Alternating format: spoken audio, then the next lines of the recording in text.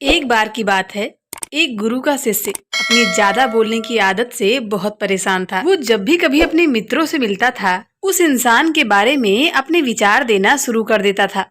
उससे कोई पूछे या ना पूछे, वो अपने आसपास के लगभग हर चीज के बारे में अपनी राय बता देता। आश्रम में रहने वाले लगभग हर छात्र और शिक्षक के बारे में उसकी अपनी एक सकारात्मक व नकारात्मक राय थी, जिसे वो बिना कुछ सोचे समझे लोगों के सामने रख देता था। जब भी आश्रम में रहने वाला कोई दूसरा छात्र उसके पास अपनी कोई भी समस्या लेकर आता, तो वो उसकी पूरी बात सुने बिना ही अपनी सलाह देना शुरू कर देता था। वो अक्सर अपने मित्रों से कहता रहता था कि तुम्हें ये काम ऐसे करना चाहिए था, वो काम वैसे करना चाहिए था। उसे अपनी आसपास के चीजों के बारे में जो भी आधा अधूरा ज्ञान होता, मित्रों के बीच गपशप के समय वो बोल बोल कर अपने ज्ञान का दिखावा करता। उसकी इन्हीं आदतों की वजह से आश्रम का कोई भी छात्र या शिक्षक उसको गंभीरता से नहीं लेते थे। अक्सर उसके साथ में पढ़ने वाले छात्र उससे दूर रहने की कोशिश करते थे, क्योंकि हर बात पर वो उन्हें सलाह देने लग जाता था। कोई भी उसे अपना मित्र नहीं बनाना चाहता था, सब उससे दूर ही रहना पसंद करते थे। और अक्सर आश्रम में रहने वाले दूसरे छात्र उसके पीठ पीछे उसकी इन आदतों की वजह से उसका मजाक बनाते थे। उस लड़के को भी ये बात पता थी कि उसकी ज्यादा बोलने की आदत से उसे कोई भी पसंद नहीं करता। वो भी अपनी इस आदत को बदलना चाहता था, लेकिन वो चाह कर भी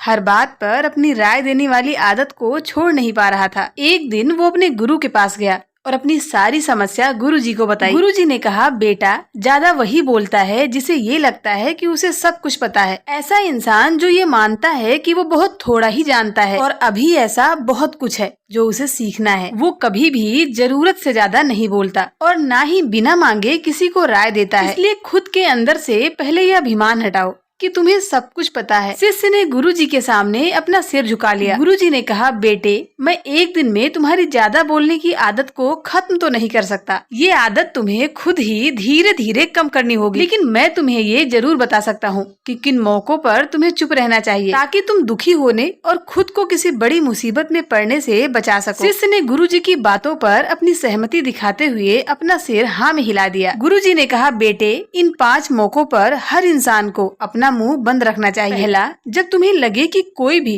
तुम्हारे शब्दों से तुम्हारी भावनाओं को नहीं समझ सकता, उस समय तुम्हें चुप रहना चाहिए। अक्सर हम लोगों को अपने दुख, अपनी परेशानियां बताना शुरू कर देते हैं, जबकि हमारे आसपास रहने वाले ज्यादातर लोगों को इससे कोई मतलब नहीं कि हमारे जीवन में क्या गुजर रहा है। हर इंसान को बस खुद से मतलब होता है। वो बस खुद के बारे में बात करना चाहता है। वो केवल बस खुद की तारीफ सुनना चाहता है। उन्हें हमारे जीवन की परेशानियों से कोई मतलब नहीं होता, और ना ही वो सुनना चाहते हैं। हो सकता है 1 या 2 बार वो तुम्हारी दुख भरी कहानी सुन भी लें, लेकिन उसके बाद वे तुमसे दूर भागना शुरू कर देंगे, क्योंकि कोई भी इंसान किसी दुखी और असहाय व्यक्ति के साथ रहना पसंद नहीं करता। इसलिए कभी भी अपने कुछ करीबी मित्रों और परिवार वालों को छोड़कर किसी ऐसे इंसान को अपनी परेशानी ना बताएं जो तुम्हारी बातों को समझने के बजाय उसका मजाक बनाए। और दूसरा, जब किसी विशेष मौके पर तुम्हें ये न पता हो कि तुम्हें क्या बोलना है, या फिर किसी विशेष घटना के बारे में तुम्हें आधा अधूरा ही ज्ञान हो, ऐसे मौकों पर भी तुम्हें चुप ही रहना चाहिए। ऐसा इंसान जो आधा अधूरा ज्ञान होने के बाद भी बात करता है, वो अक्सर ही मजाक का पात्र बनता है, और कोई भी इंसान ऐसे इंसान को गंभीरता से नहीं लेता। कोई भी इंसान अपनी बात को प्रभावशाली तरीके से तभी रख सकता है जिसे उस विषय या घटना के बारे में गहराई से जानकारी हो। इसलिए कभी भी आधी अधूरी जानकारी से लोगों से अपनी बात मनवाने की कोशिश न करें। गुरुजी ने कहा,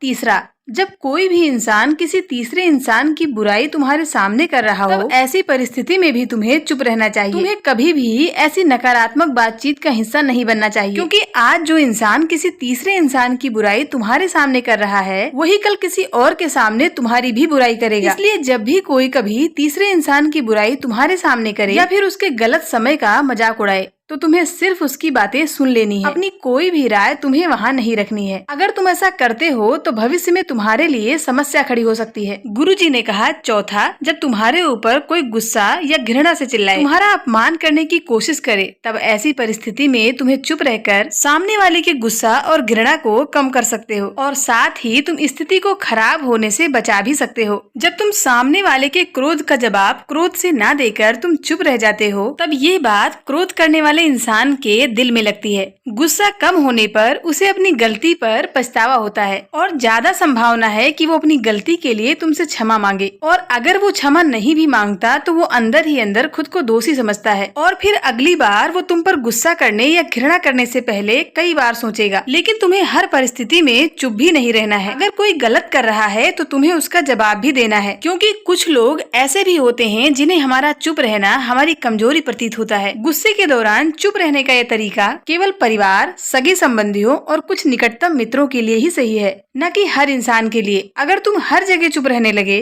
तो इसका गलत फायदा भी उठाया जा सकता है। गुरुजी ने आगे कहा, 5वां, जब कोई इंसान अपने जीवन की दुख भरी कहानी तुमसे साझा कर रहा हो, ऐसी परिस्थिति में सिर्फ चुप रहकर तुम्हें उसकी बातों को सुनना है। ज्यादातर लोग ऐसे होते हैं कि किसी ने उनके सामने अपनी समस्या सुनाई नहीं कि उन्होंने समाधान देना शुरू कर दिया। जबकि जब कोई इंसान हमसे अपनी परेशानी साझा कर रहा होता है तब वो हमसे किसी सुझाव की उम्मीद नहीं करता, बस वो ये चाहता है कि हम उसकी पूरी बात को ध्यान से सुने। क्योंकि जब हम किसी की परेशानी को ध्यान से सुन लेते हैं तो उस इंसान को आत्मिक शांति मिलती है। उसे ऐसा लगता है कि चलो किसी ने तो उसकी बात को सुना। अधिकतर मौकों पर जब कोई भी इंसान हमसे अपनी परेशानी साझा करते हैं तब वे ये नहीं चाहते कि हम उन्हें सलाह देना शुरू कर दें, क्योंकि जो सलाह हम उन्हें देने वाले हैं वो सब उन्हें पहले से ही पता है। परेशानी के समय किसी भी इंसान को सांत्वना देने का सबसे अच्छा तरीका है कि हम उसकी पूरी बात को बहुत ध्यान से सुनें। जब हम किसी की बात को बहुत ध्यान से सुनते हैं तब सामने वाले की नजरों में हमारा सम्मान बढ़ जाता है और स्नेह का भाव पैदा हो जाता है।